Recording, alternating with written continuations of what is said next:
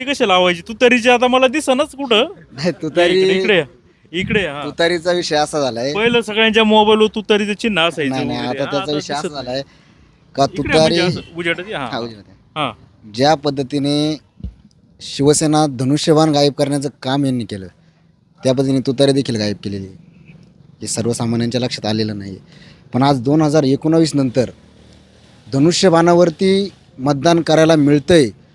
काही लोकांच्या डोळ्यामध्ये अक्षरशः अश्रू येतात आहेत की आज माझा धनुष्यबाण या चिन्हावरती अनेक वर्षानंतर मतदान मला करायला मिळते. कारण 2024ला इलेक्शन झालं त्यावेळेस ती संधी हुकली होती.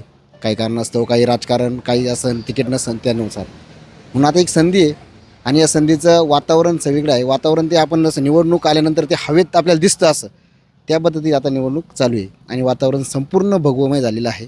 संपूर्ण सर्व पक्षाचं शरददादा म्हणजे पक्ष लोक पाहतच नाही. पहिली गोष्ट कुठल्याही पक्षात असले तरी शरददादांच्या मागे ही जनता विकासाच्या मागे एक व्हिजनच्या मागे उभी आहे. विरोधकांकडे कुठल्याही प्रकारचं व्हिजन नाही आहे. व्हिजन म्हणजे आपण म्हणतो दूरदृष्टी. तुम्ही त्रिकोण पाहिला असन, चौकोन पाहिला असन, अजून कोणते अष्टकोन पाहिला असन, पण दृष्टिकोन जर कोणच्याकडे असेल तर तो फक्त आणि फक्त शरददादा सोनवणेकडे. म्हणून जनता ही विकासाच्या मागे आहे. कितीही कोणी काही केलं तर जनता मत परिवर्तन होणार नाही. ही सर्वसामान्यांची भूमिका आहे आता सध्या. शिवसेनेमध्ये 2 गट आहे, युती काही झाली नाही. सोनवणेंचे जे प्रयत्न होते ते फोल ठरले.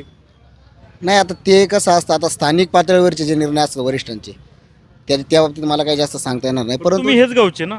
याच गावचे तर आता हे जे काही लोकांनी सांगितलं आपल्याला या ठिकाणी, समजा भेदभाव केला जातोय, समजा ती सुनबाई आहे, 2 वर्षापूर्वी लग्न झालंय म्हणून ती बाहेरची, असा त्यांच्यावर हे केलं जातंय एलिगेशन. बोलण्यासाठी आपण 5 वर्ष आपलं जे गावामध्ये आपण पाहिले काही करता आलं नाही. मग आता बोलायचं काय? तुमच्याकडे भांडवल काय? तुमच्यावरती आरोप आहेत. तुम्ही कामं केली नाही, साधे लाईट लावले नाही, साधे बल्ब लावले नाही. आज बिबट्याचा प्रश्न इतका मोठ्या प्रमाणामध्ये आपल्या भागात झाला आहे. आज ॲक्सिडेंट होतात अनधिकृतपणे सगळीकडे काहीच्या काही पण चाललेले. कोणाच्या आशीर्वादाने चालले? तर ग्रामपंचायत फक्त सदस्य चालवत नाही तर ही मलिदा गँग चालवते बाहेरून. हा विचार सर्वसामान्यांपर्यंत आता गेलेला आहे. अनेक म्हणजे तुम्ही पाहत असाल आपल्या ओतूरमध्ये जे आहे परिस्थिती, तुम्ही फक्त हायवेने जाऊ नका, आतमध्ये एक राऊंड मारून या, स्मशानभूमीकडे जा. त्याने आता त्या दिवशी मी काहीतरी कोणत्या तरी याच्यातून ऐकलं की म्हणे आम्ही स्वर्गरथ तयार केला आहे. म्हणजे मेल्यानंतर तुम्ही मेल्यानंतर जनतेची सेवा करण्यापेक्षा जिवंत असताना जनतेची सेवा करा ना. म्हणजे लोक मरणार नाहीत, अपघात होऊन मरणार नाही किंवा अजून आरोग्याने मरणार नाही, अशी काहीतरी सेवा करा ना. तुम्ही काय सेवा करताय? आम्ही स्वर्गरथ म्हणजे फ्री केला आहे. म्हणजे तुम्ही मेल्यानंतरची सोय करून ठेवली लोकांना. जिवंत असताना काय द्यायचं नाही, मेल्यानंतर आम्ही तुम्हाला नेऊ. कधी केलंय ते? आता काय 2-1 वर्ष झालंच नाही, 1-2 वर्ष त्यांनी ते केलेलं आहे. ठीक आहे, चांगलं आहे. परंतु त्यांची बघा ना, म्हणजे विकास कसा सांगतात ते. म्हणजे अपघात होऊन मेला कोणी चालन, खड्ड्यामध्ये मेला तरी चालन, आमचं काय मोठं गाव आहे तर अजून 2-3 पाहिजे, काय जास्त पाहिजे स्वर्गरथ. नाही तशी काय आवश्यकता. जशा केले त्यांनी चांगलं केले. पण सांगायचं तात्पर्य काय, जिवंतपणे लोकांना सेवा नाही, सेवा ही मृत्यूनंतर आहे. या ठिकाणी त्यांचं ते काम चाललेलं आहे. सर्व आता मधला रस्ता मार्केट यार्ड ते हायवे जो एक रस्ता आहे, कॉन्क्रिटीकरणाचं काम केलं. एवढा मोठा खड्डा आहे. आज नंदकरी वस्तीमध्ये तिथं तुम्ही आता रात्रीचं जाऊन बघा. मी म्हणतोय म्हणून नाही, तुम्ही जाऊन बघा. एवढा मोठा खड्डा आहे, त्याच्यावर कोणी बोलायला तयार नाही. आज 2 वर्ष आले, त्याच्यामध्ये कितीतरी लोक जण ॲक्सिडेंट झाला, कितीतरी लोकांचे तोंड फुटले, डोकं फुटलं, काय फुटलं, त्यांनी कोणच्याकडं मागायचं काय? आज जर समजा सर्वसामान्य ओतूरमध्ये इतकं मोठं गाव आहे, या ओतूर गावावरती आपल्या तालुक्याची दिशा ठरते. या गावामध्ये अंगणवाडी पत्र्याच्या शेडमध्ये असावा, याच्यापेक्षा जास्त अपयश आपलं काय आहे? पत्र्याच्या शेडमध्ये हे म्हणजे याला परवानगीच नाही तसं पाहायला गेलं तर. अंगणवाडीला तुमचे कार्य काय तो? अंगणवाडी, जिल्हा परिषद शाळा, आरोग्य केंद्र, लाईट व्यवस्था देणे, सार्वजनिक ठिकाणी प्रकाश करणे आणि कच्चे रस्ते करणे. याच्या पलीकडे तुम्हाला कोणी म्हटलं का आमच्याकडे MIDC आणा? ते तुमचं काम नाही आहे. ABCD शिकायची असेल तर तुम्हाला ती अंगणवाडी शिकावं लागते. ABCD घेऊन जर तुम्ही कॉलेजमध्ये गेले तर ते तुम्हाला परत अंगणवाडीत पाठवतात, कारण ते स्थानिक प्रश्न आहे. तुम्ही तिथून सुरुवात झाली आहे, ते तुम्ही पहिलं मार्गी लावा आणि त्याच्यानंतर तुम्ही आमच्याकडे या. मग ते म्हणजे तुमचे आता आमदार आहेत, मग तुम्ही आमदारांकडे लाईट मागायला. आता आमदार साहेबांकडे ते द्यायला तयारच आहे, पण त्याच्यासाठी तो प्रस्ताव द्यायला लागतो. तो मी देऊन नाही नव्हत, मी म्हटलं तर लगेच नाही नव्हत.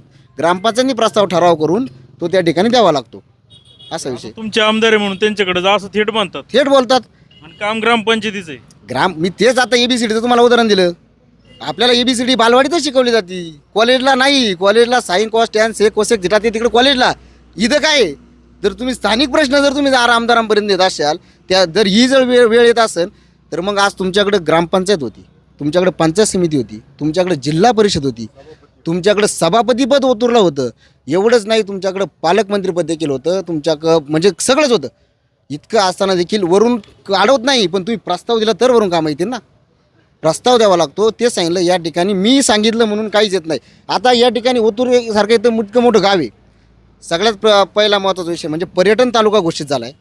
पर्यटन तालुक्याच्या घोषित झाल्यानंतर शरददादांनी जी मेहनत केली, पण 5 वर्षामध्ये पर्यटन तालुका झाल्यानंतर यांनी काय केलं? काहीच केलं नाही. पर्यटन तालुक्याच्या नावाखाली संपूर्ण गावामध्ये, संपूर्ण तालुक्यामध्ये आपण स्ट्रीट लाईट आणू शकत होतो ऊर्जा मंत्र्यांना हाताशी धरून योजनेमार्फत अंतर्गत, परंतु यांची ती मानसिकता तयार झाली नाही. का झाली नाही याचं उत्तर त्यांना कोणी विचारत नाही. आज गरज आहे, प्रत्येक ठिकाणी लाईटीची गरज आहे, पण यांनी प्रस्ताव दिला.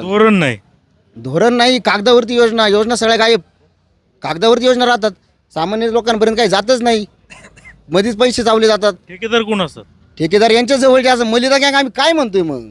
किती गँग मधले मेंबर किती आहेत? आता आम्हाला माहीत नाही, पण नाव नका सांगू, किती मेंबर आहेत? हॉल सर्कल आहे सगळ्या बाजूनी. त्या असं म्हणजे एकदम त्यांनी तटबंदीच केलेली आहे. चालीला पैसा आपल्यात घ्यायचे. ठराविक कॉन्ट्रॅक्टदार, ठराविक आहे, त्यांना कोणी प्रश्न विचारायचंच नाही. विरोधक म्हणजे कोणी विचारलंच नाही पाहिजे त्यांना. ग्रामपंचायतमध्ये ज्यावेळेस सदस्य असतात, बाकीच्या सदस्यांनी विचारलं पाहिजे ना, तुमच्या वॉर्डाचा निधी कुठे? आज वाईट वाटतं आम्हाला. आमच्या वॉर्डामध्ये आज 2 ग्रामपंचायत सदस्य, एक उपसरपंच आमच्याच वॉर्डातला, तरी आम्हाला लाईटीसाठी 2 वर्ष भांडावं लागलं एक हॅलोजन चालू करण्यासाठी. जर सर्वसामान्य हॅलोजनसाठी जर एवढी मेहनत लागत असेल, तर आज तुम्ही बाकीच्यांचं बघा किती हाल असेल.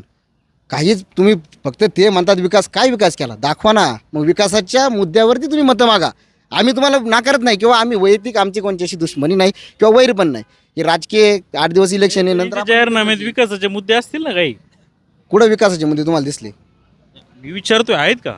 आता मी काही ठराविक गोष्टीमध्ये काय असते तुम्हाला मी माग पण सांगितले. आता तशी आपण कढीपत्त्याची फोडणी दिली, अजून मीठ मिरची मसाला आपण सगळं हळूहळू बाहेर काढू ना. एका दिवशी जर तुम्ही आमच्याकडून सगळं काढून घेतलं, तर नंतर बी चालू राहिलं पाहिजे ना. काय होईल 9 तारखेला?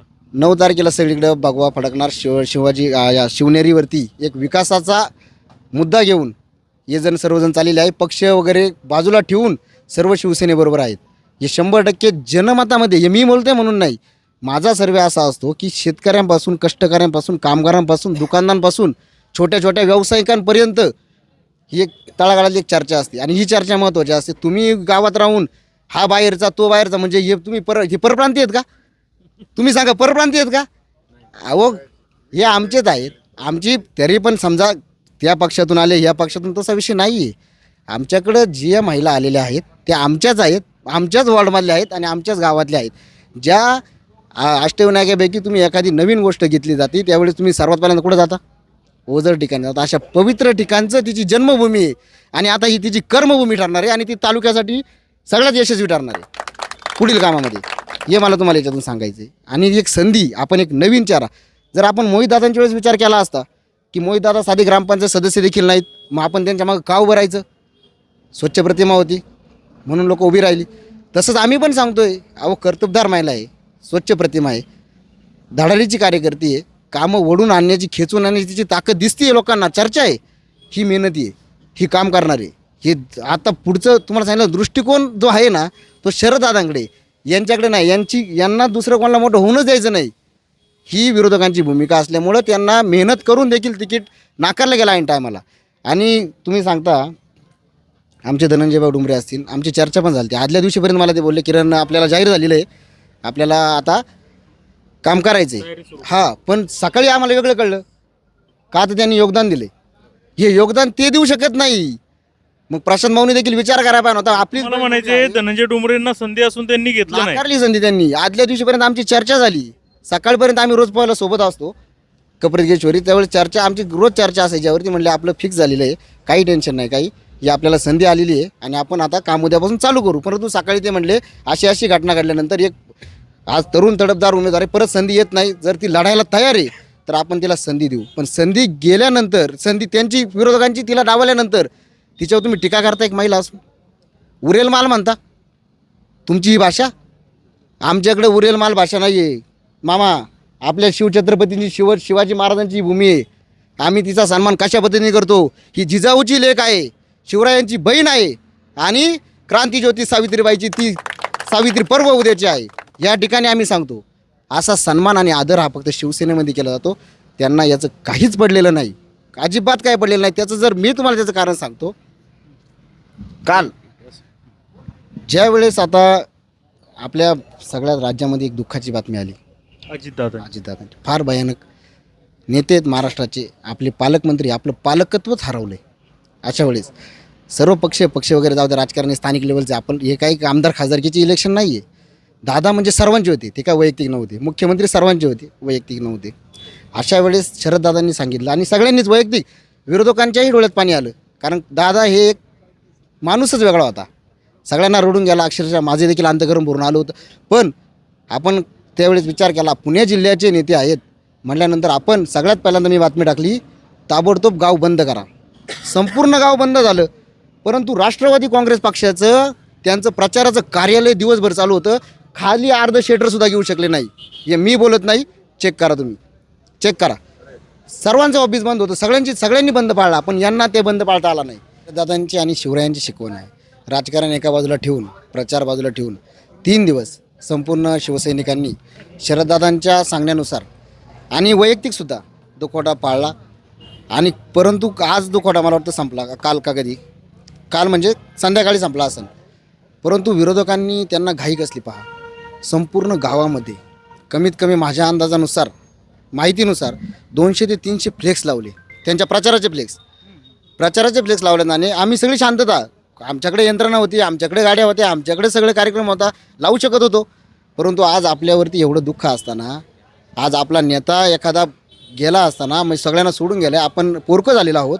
आणि अशा वेळेस जरा थोडीशी राजकारण बाजूला ठेवून एक नैतिकता म्हणून आपण पाळायला गरजेचं होतं. परंतु दुपारनंतर त्यांनी फ्लेक्स लावायला सुरुवात केली संपूर्ण गावात. म्हणजे तो दुखवटा संपण्याची वाटच पाहत होते का? दुखवड्याच्या दिवशी अजितदादांचं ज्यावेळेस निधन झालं त्या दिवशी संध्याकाळी फापळेश्वरामध्ये होते असं मला ऐकायला आले. चौकशी करा, तुम्ही क्रॉस चौकशी करा, फक्त मला नका विचारू. मी प्रचाराला कोपरा बैठक चालू होत्या, तर असंच मला सांगायचं. आणि त्याच्यानंतर त्यांनी फ्लेक्स लावले, खाली अजितदादांच्या श्रद्धांजलीचा बोर्ड, आणि त्याच्यावरती यांचा प्रचाराचा हसऱ्या चेहऱ्यांमध्ये बोर्ड. लोकांच्या इतक्या जनभावना दुखावल्या. म्हणजे फ्लेक्सवरती तुम्ही आज बघा, इथं रामकृष्ण हरी चौकामध्ये जाऊन बघा, जाऊन आता फोटो वगैरे आहे का? फोटो काय तुम्ही स्वतः जा, आता चौकशी करा. अजित श्रद्धांजली हसताना फोटो लावलाय. नाही अजितदादांची खाली श्रद्धांजलीचा बॅनर आणि यांचा वरती प्रचारात हसतानाचा फोटोचे बॅनर. म्हणजे आता हे कुठे न्यायचं, म्हणजे यांना काही गांभीर्यच नाही. एवढी मोठी घटना घडल्यानंतर काही गांभीर्य नाही यांना, हे मला याच्यातून सांगायचे. नैतिकता सोडलेली आहे, बोलायला मुद्दे नाहीत. आता मग काय करायचं, आता काहीतरी प्लॅन केला पाहिजे. आपल्याकडे काही राहिलंच नाही, आपण कामं केली नाही, जनतेला कुठल्या अर्थाने आपण तोंड घेऊन जायचं. लाईटी तर लावल्याच नाही. दुपारी एक जण आम्हाला सांगत होते की इथं लाईटी लावल्या, तिथं मी व्हिडिओला दाखवला, म्हटलं मी पत्रकं दाखवली, असं नाही, पुरावे दाखवले, संपूर्ण पुरावे दाखवले, लेखी अर्ज किती तारखेला केला, त्याची पोस्ट, त्याचा ग्रामपंचायत शिक्का, सही सगळं दाखवलं. कारवाई काहीच नाही. अशा ठिकाणी चालू आहे. आणि आता भावनिकतेच्या आधारावरती कामं तर केली नाही, मग आता मतं कशी मागायची. तर राष्ट्रवादीला मत म्हणजे अजितदादांना खरी श्रद्धांजली. तुम्हाला जर श्रद्धांजली द्यायचीच असली असती तर तुम्ही त्या दिवशी कार्यालय बंद ठेवलं असतं. आणि आता फक्त तुमच्या वैयक्तिक स्वार्थासाठी म्हणून अजितदादांच्या श्रद्धांजलीचा वापर तुम्ही प्रचारात करताय. याच्यासारखं दुर्दैव या शिवनेरीच्या शिवजन्मभूमीच्या तालुक्यामध्ये आम्हाला पाहायला नाही भेटलं. फार मोठं दुःख होतं आहे. दादा कोणत्या पक्षाचे नाही आहेत, दादा सर्वांचे होते. पक्ष एका साईडला असतो, पण ज्यावेळेस ते संविधानिक पदावरती असतात, ज्यावेळेस सगळ्यांना समान काम द्यायचे ते. त्याच्यामुळं हे जे राजकारण आता वेगळ्या दिशेने चाललेलं आहे, विरोधकांची संस्कृती त्यांना आहे. एक तर बाहेरचा विरुद्ध गावातला, हां, दुसरा एक मुद्दा त्यांनी सांगितला, बाहेरचा विरुद्ध गावातला मुद्दा नाहीच आहे तो. त्यांचा आता जनता पाहते ना, ती आपल्या गावातली, गाव म्हणजे ते म्हणजे गावाचे मालक नाहीत, जनता गावाची मालक आहे. आणि जिथपर्यंत ओतूर हद्द आहे तिथपर्यंत आम्ही गावचेच आहेत ना, आम्ही बाहेरून परप्रांतीय नाही आहे. हे त्यांनी समजलं पाहिजे ना. काय होईल ओतूरमध्ये, काय होईल, किती टक्के मतदान 100 पैकी मांडेंना होईल, अक्षता मांडेंना? आता आमच्या फिरण्यानुसार तर 60 ते 70% तर आता आहेच आहे, 70% कमीत कमी. परंतु अनेक लोक अशी आहे जे तुतारीला तिकीट न दिल्यामुळे नाराज आहेत. अनेक लोक अशी आहेत का त्यांनी इथल्या स्थानिक नेतृत्वाला नाकारलेलं आहे. म्हणजे स्थानिक नेतृत्वाला स्टँडिंग या असताना देखील त्यांना साधं पंचायत समिती शीटसुद्धा दिलं नाही. त्यांच्या शब्दाला नाकारले, त्यांना नाही नाकारलं का आम्हाला पंचायत समिती शीट द्या, परंतु दिलं नाही. त्याला जनतेमध्ये कुठंतरी त्याचा एक द्वेष आहे, पण तो कोणी ओपन होत नाही. परंतु सगळ्यांच्या मनामध्ये आहे, सगळ्यांच्या मनामध्ये तो राग निश्चितपणे आहे आणि तो येत्या तुम्हाला 7 तारखेला दिसेल. म्हणजे ज्यावेळेस रिझल्ट येईल त्यावेळेस तुम्हाला दिसेल की अक्षताताई पानसरे, मांडे, सचिनभाऊ घोलप आणि तिकडून नायकोडी मॅडम या विक्रमी मतांनी विजय होणार आहे. फक्त विजय नाही होणार, हे मी तुम्हाला दावा देतो. तुम्ही परत माझी मुलाखत घ्याल त्यावेळेस. नक्कीच मुलाखत घ्यायला येऊ. धन्यवाद. नमस्कार भाऊ, काय सांगाल? काय नाही, आता या इलेक्शनमध्ये असा मुद्दा महत्त्वाचा आलेला आहे का बाहेरचे उमेदवार आणि इथले उमेदवार हे विरोधकांना सांगावं लागतंय. त्यांच्याकडे 5 वर्ष सत्ता होती, तुम्ही काय केलं ते सांगाल लोकांना. मग तुम्हाला उमेदवार बाहेरचे सांगावं लागणार नाहीत. केलं असेल ना, उगाच दिलं का सरपंच? मग ते आता केलं त्याने ते विचार सांगायचं आम्ही हे केलं ते केलं, लोकांना दाखवून द्यायचं. उमेदवार बाहेरचे आहेत का कुठले ते सांगायची गरज नाही. लोक सगळे सुशिक्षित, त्यांना माहिती आहे, कळतं सगळ्यांना. तेव्हा त्यांनी 5 वर्षात किती वाडे वस्त्यांमध्ये कोणत्या कोणत्या वार्डांमध्ये निधी टाकला, रस्ते केले, कोणते रस्ते निघाले ते पाहिजे त्यांनी. उमेदवार दुसरं सांगायची गरज नाही. तुम्ही काय केलं ते दाखवा ना, तुमच्या सत्ता होतीच ना 5 वर्ष. बस मला एवढंच बोलायचं. मग काय होईल? काय नाही, सचिन घोलप, सचिन अक्षता घोलप आणि अक्षताताई मांडे पानसरे यांचाच विजय बहुमताने होणार आहे. याच्यात बाकी काय होणार नाही. विरोधकांना काय सल्ला देणार? काय नाही, तुम्ही तुमच्या कामाची पोचपावती लोकांना दाखवा, लोक तुमच्या मागे उभे राहतील ना. दाखवलो राहतील ना, दाखवा ना. मग तुम्हाला बाकी सांगायची वेळ नाही यायची. बरोबर ना. खूप खूप धन्यवाद. या होत्या आपल्या ओतूर गावातल्या नागरिकांच्या प्रतिक्रिया. पाहत राहा जुन्नर टाइम्स ओतूर.